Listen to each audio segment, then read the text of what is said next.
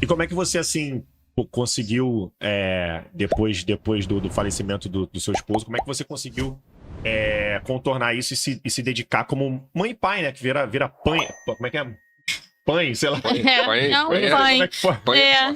Então, como eu te falei, né? Veio todo o planejamento certinho até acontecer essa fatalidade, né?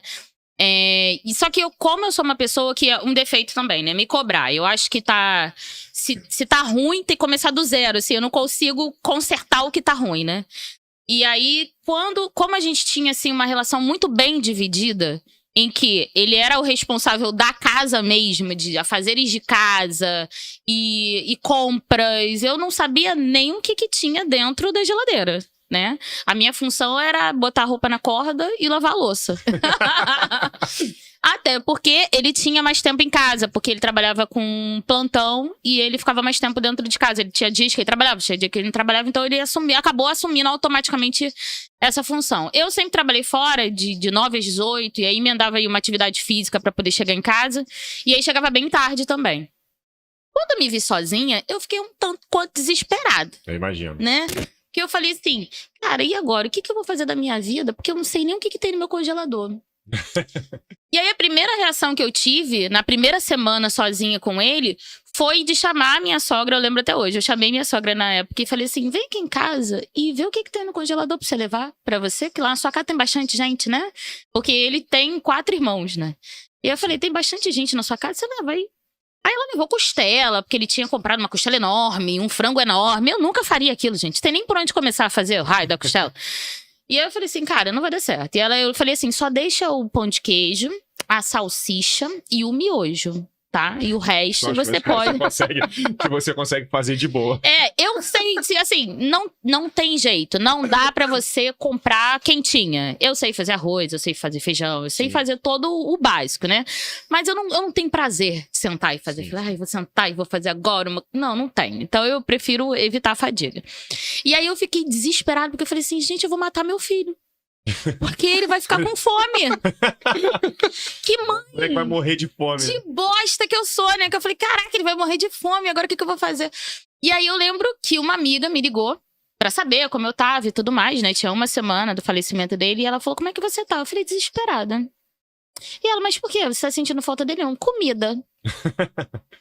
E ela falou assim, mas como assim comida? Eu falei, cara, eu não gosto de cozinhar, e agora como é que eu vou fazer? Porque eu tinha sorte que o Arthur ficava integral na escola, então ele tomava café, lanchava, jantava, mas era uma janta de escola às 5 horas da tarde, né? E a criança chega às 7 da noite e está morrendo de fome de novo, né? Sim. E eu falo, gente, meu filho vai morrer de fome. Ela, por que você não compra quentinha?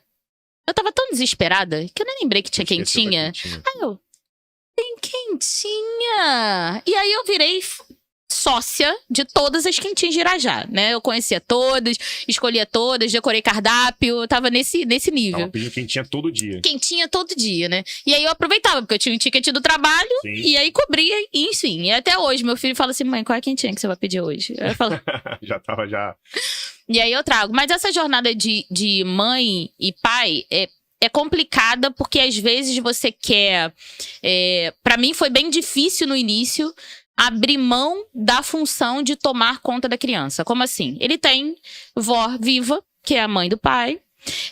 Ele tem os meus pais vivos. E eu não conseguia deixar ele com eles. Porque eu achava que era minha total responsabilidade ficar com ele 100% do tempo, porque eu sou a mãe dele e tal. E aí eu comecei a me anular por causa disso, né? E aí eu comecei a observar que eu deixei de fazer algumas coisas por mim, pessoa, pra me dedicar 100% à função de mãe. Só que a gente não dá pra ser só uma coisa na vida. A gente trabalha, a gente estuda, a gente tem que cuidar da saúde, né? Do condicionamento físico, enfim. E aí eu falei assim, bom, agora eu tenho que botar na minha cabeça que eu preciso de ajuda. Que é um defeito meu muito grande, é pedir ajuda. Que eu acho que ninguém é obrigado, né? Mas às vezes você precisa de ajuda e não tem jeito. E aí eu evitei o máximo que eu pude de pedir ajuda pra qualquer pessoa. Mas aí eu me vi enlouquecida. E aí eu comecei a dividir essa tarefa. Então, por exemplo, hoje em dia ele fica com a avó de 15 em 15 dias, né? A mãe a mãe do pai, Isso. de 15 em 15 dias. Então ele vai lá pro Flamengo e vai pra praia com ela e enche o rabo de açaí, porque ela vende açaí. Então ele chega em casa roxo de tanto tomar açaí. E outras ocasiões, assim, hoje eu tô muito cansada e, sei lá, quero tomar um chopp com um namorado. E aí eu dou uma ligada pro meu pai, tá segurando a criança aí? Só um pouquinho.